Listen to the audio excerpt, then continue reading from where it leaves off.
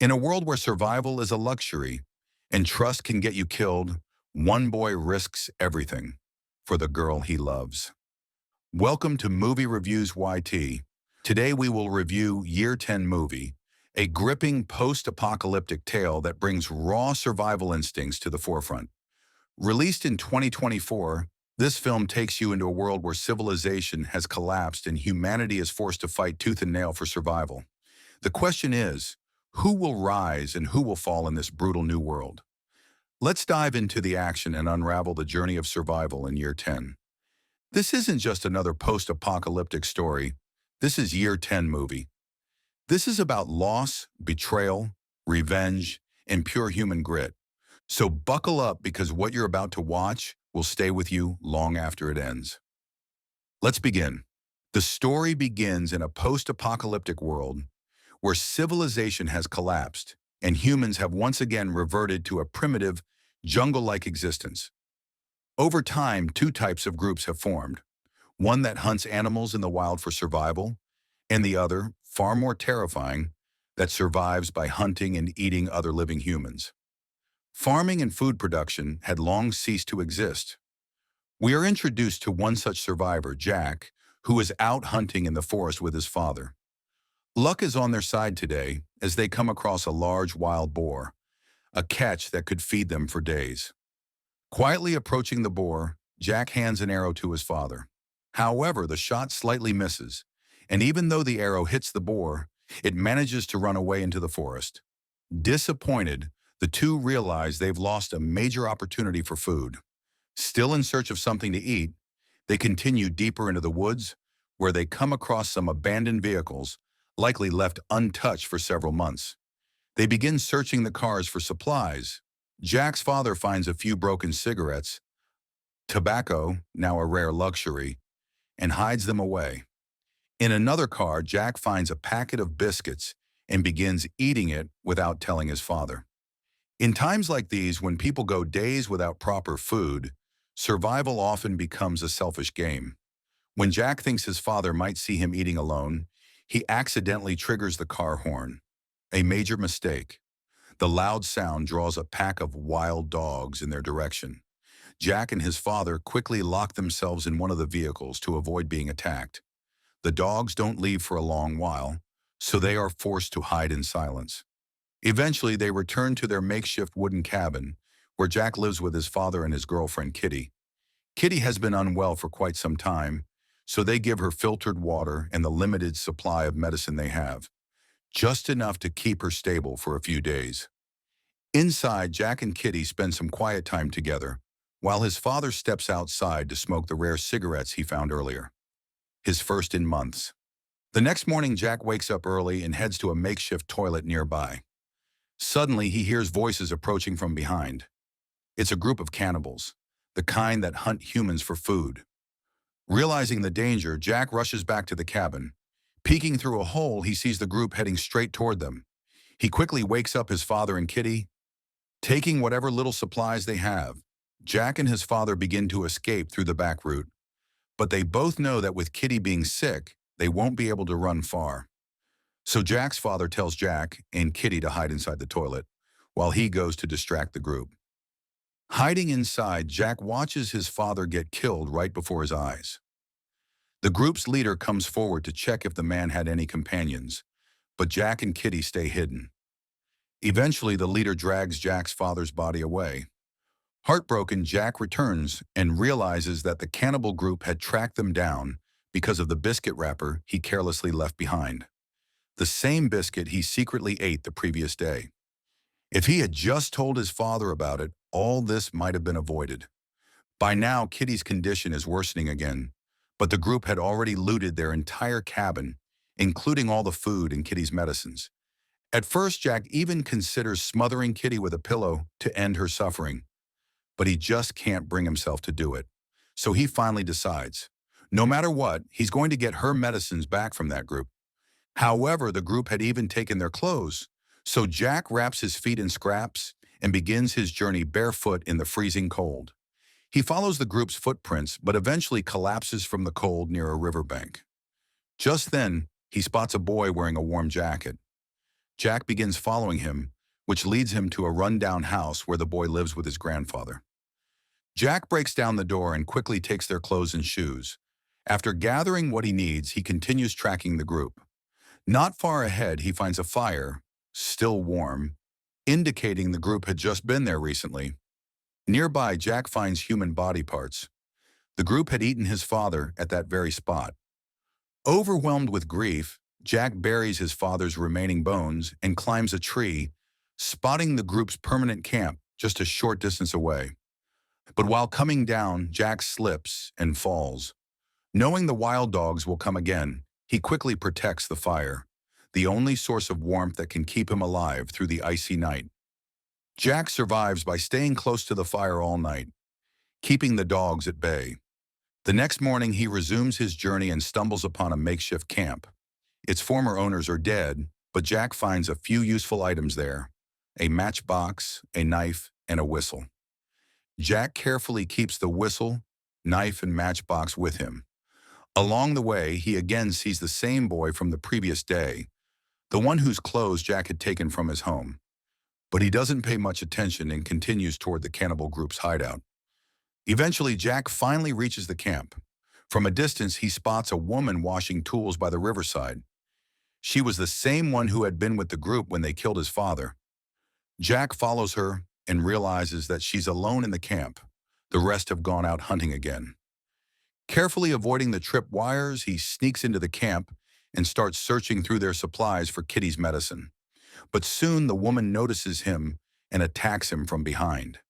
They get into a brutal fight, and finally Jack smashes her head with a stone, killing her.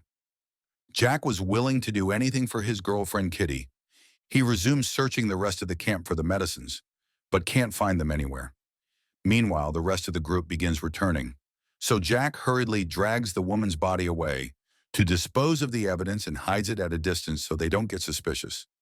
However, in the process, he accidentally leaves behind an axe.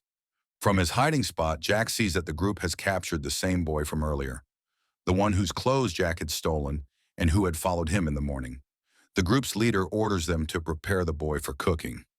But when they don't find their female group member and instead see the axe lying around, they realize an intruder had broken into their camp. They leave their injured member behind and go out to search. Once they're gone, Jack returns to the camp, hides the woman's body, then goes to the injured man and sneaks into the area where the boy's tied up. Jack quickly unties him and tells him to run far away. Now that Jack has freed the boy, he once again resumes searching for Kitty's medicine. This time he finds a locked box, likely where the group had stored all important things, including medicines. But the lock is strong and Jack can't break it, so he hides again, waiting. When the group returns, they realize the boy has escaped. They also notice fresh mud on the lockbox, confirming that someone else had entered the camp. That night, in a disturbing ritual, they find the body of the female group member and burn her. Meanwhile, Jack observes that the leader of the group wears the key to the box around his neck. So after everyone is asleep, Jack sneaks into the leader's room and carefully cuts the cord to steal the key without waking anyone up. Jack quietly steps out and unlocks the box. Inside, he finds the rest of the supplies, including the much-needed medicine for Kitty. He gathers everything quickly and locks the room door from the outside so the group leader inside can't follow him. But while rushing away, he accidentally shakes the rope holding the keyring. The jingling sound wakes up the entire group. One of their members had already been killed the previous day, so now, in rage, they all start chasing Jack. Knowing all the shortcuts, they quickly gain on him. Jack, on the other hand, knows that if he's caught now, he will be killed, and Kitty will die too without her medicine. So using all his strength, Jack keeps running. When he comes across a cliff, he jumps into it without thinking twice. The group members hesitate to jump, and Jack narrowly escapes their arrows. He eventually creates enough distance and returns to check on the boy he saved, going back to the house to see if the kid made it home safely. But to his horror, he finds that before they took the boy, the group had already killed his grandfather and eaten him. The boy was nowhere to be found. Jack is devastated. As he walks back outside, group members suddenly attack him from behind and drag him unconscious to their hideout. When Jack finally wakes up, the group leader is standing over him. He had stripped Jack's clothes and thrown them in front of him, intending to take revenge and eat Jack alive, since Jack had killed one of their own. Just then, Jack notices the whistle lying nearby, the one he had picked up earlier. An idea strikes. He crawls quickly to the whistle and blows it with all his strength. By the time the leader tries to silence him, it's already too late. The sound had echoed through the forest, and now wild dogs begin closing in from all directions. In panic, the leader and the group are forced to abandon Jack and flee the area. Jack, meanwhile, quickly cuts his ropes and hides under a tree to avoid being attacked by the dogs. Once the dogs move past him, Jack retrieves his supply bag and begins heading back to Kitty. On the other side, the leader, realizing the dogs will soon catch up, stabs one of his own men so that the dogs get distracted eating him, giving the leader a chance to escape. He manages to save himself, but the rest of the group members realize something dark, that their leader is willing to sacrifice them just to save his own skin. They say nothing for now, but silently they begin resenting him. They once again take the shortcut route and start hunting Jack. By now, Jack had understood that this group knew the area far better than he did, and if he kept running, they would eventually catch him again. So he needed a different plan. He purposely sets a trap using his jacket and hides nearby. When one group member comes to catch him, Jack attacks from behind and kills him. When the second member arrives, Jack has already laid out the first man's body as bait and kills the second one too. He then sees the leader approaching and shoots an arrow into his leg to stop him from escaping, hoping that the wild dogs, drawn by the sound, would find and kill him too. The dogs, hearing the commotion again, begin heading that way, and Jack quickly disappears into the forest. With an injured leg, the leader is unable to run, and the wild dogs eventually catch him. Jack, taking a different path now, continues searching for his cabin. Along the way, he discovers a bullet bike and a well-kept house deep in the forest. The owner lies dead outside. Jack cautiously enters the house. It's clean, safe, and full of food and water supplies. A perfect place to live with Kitty. It even has weapons, meaning they could defend themselves if attacked again. He quickly gathers some food to take back for Kitty and plans to return here with her. Just then, to his shock, the same group leader enters the house, meaning he had somehow escaped the wild dogs too. Jack hides and grabs a gun, waiting to attack, but bad luck. The gun jams. The leader spots Jack, and they both lunge at each other. The leader, still enraged, begins overpowering Jack, but Jack fights back by striking the same injured leg where he had earlier shot the arrow. He breaks free, grabs another gun, and finally shoots the leader in the head, killing him once and for all. Jack then starts heading back to his cabin. On the way, he leaves some food in front of the boy's house, hoping that if the kid ever returns, he'll at least have something to eat. Finally, after many days, Jack reaches his cabin again. But inside, there is no one. Panicked, he fears someone came and took Kitty away. After everything he fought for, the safe house, the food, the supplies, it seemed like he had lost her. But just then, Kitty appears from behind. She had recovered and was okay. And with that happy ending, the story comes to a close. And just like that, Jack's journey finally comes to an end. From losing everything to risking it all, he fought through hell, and in the end, he saved the one person who mattered most. If you made it this far, you're a legend. Drop a comment and let me know what part hit you the hardest.